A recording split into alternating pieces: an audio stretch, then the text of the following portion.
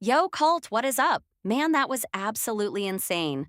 We just witnessed an absolute bloodbath of a main event between Khamzat Chimaev and Strickland at UFC 328, and my heart is still pounding.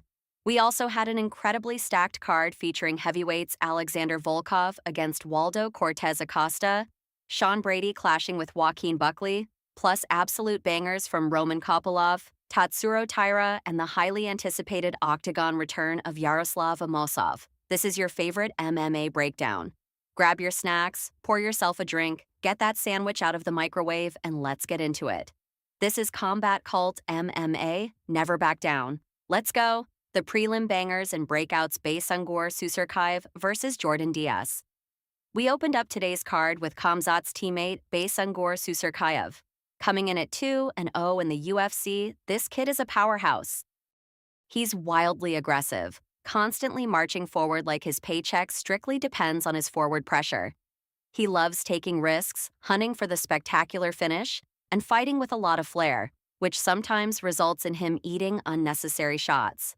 Across from him was a tough Brazilian prospect, Jordan Diaz, who most people thought was just brought in to be a highlight reel.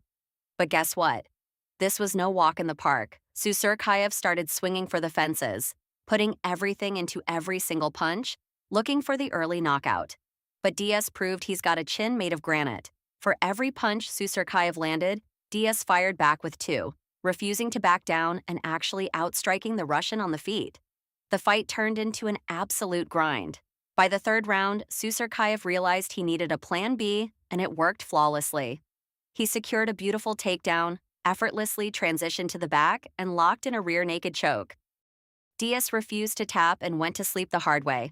Susurkaev grabs another finish, but he definitely had to work for it. Roman Kopylov versus Marco Tulio.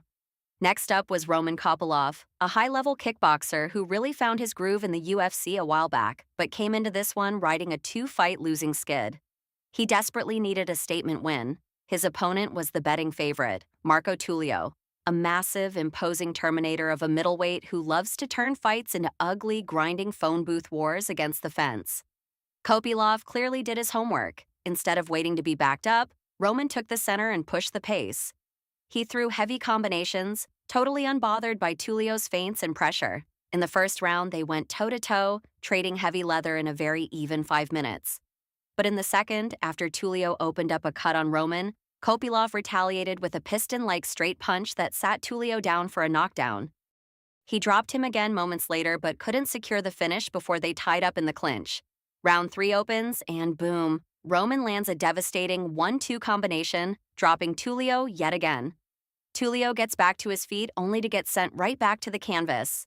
Kopylov's gas tank started to empty, so he couldn't get the ground and pound stoppage, but he cruised through the final minute throwing slick head kicks and safely managing his cut. A masterclass performance from Kopylov to get back in the win column. He added just a pinch of aggression to his pristine technique, and it paid off beautifully. Legends, grapplers, and vicious knockouts. Jim Miller versus Jared Gordon. Let's talk about the ultimate UFC grandfather, the legendary Jim Miller. The man holds virtually every longevity record in the promotion. Most fights, most wins, most submissions. And the crazy part? At 42 years old, he's still insanely dangerous. He was up against Jared Gordon, a gritty, blue-collar fighter who has survived unimaginable hardships in life and fights every single time like his life depends on it. Miller wasted absolutely no time. He blitzed forward and cracked Gordon right on the chin with a heavy right overhand. Gordon was rocked, panicked, and immediately shot in for a desperation single-leg takedown. Huge mistake. Miller snatched up a lightning-fast guillotine choke, locked his hands, and that was all she wrote. Good night.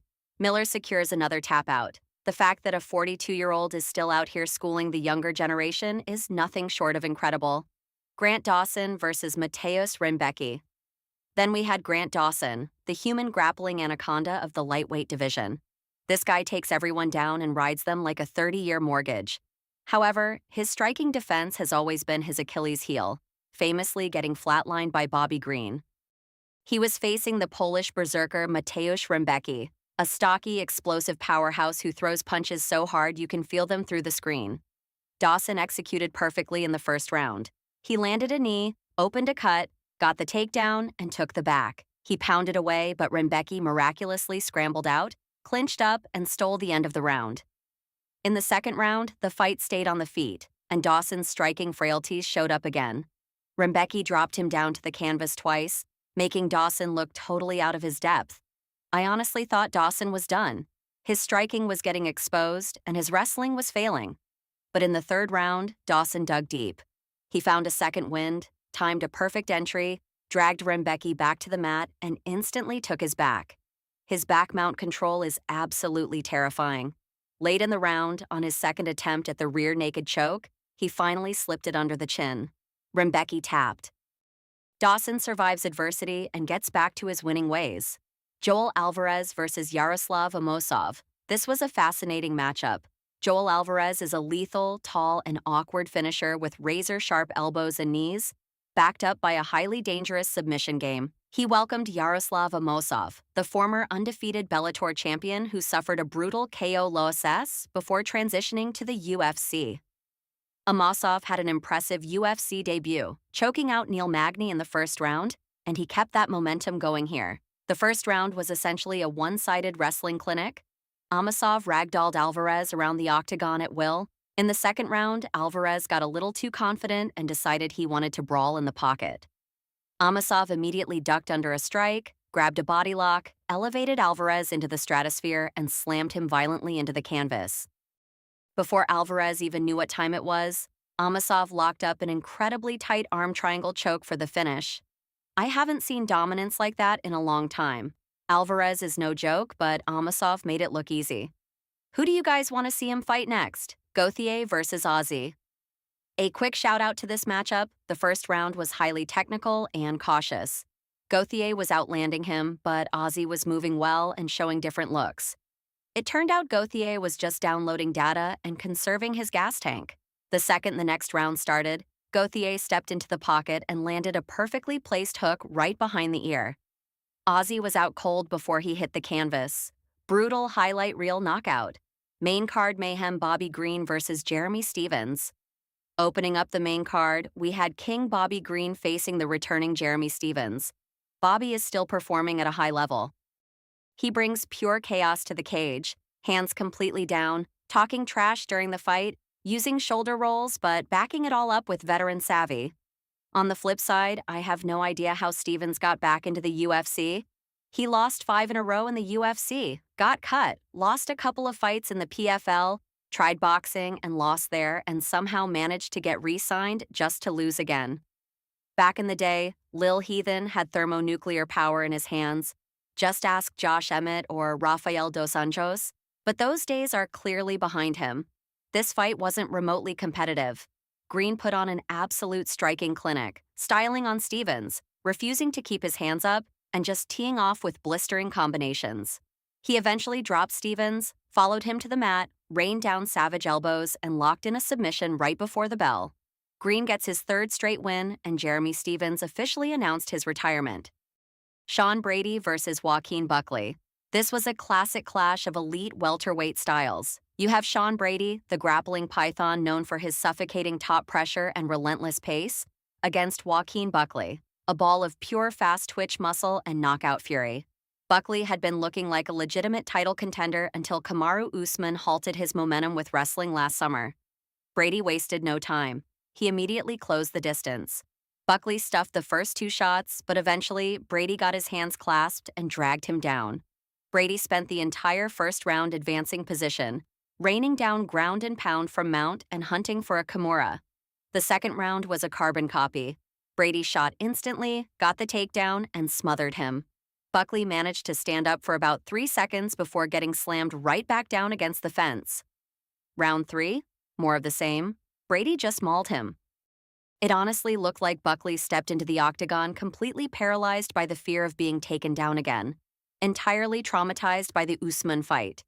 He was so terrified of the wrestling that he forgot to throw his hands, and he got taken down anyway. A masterclass in grappling dominance by Sean Brady to bounce back into the win column.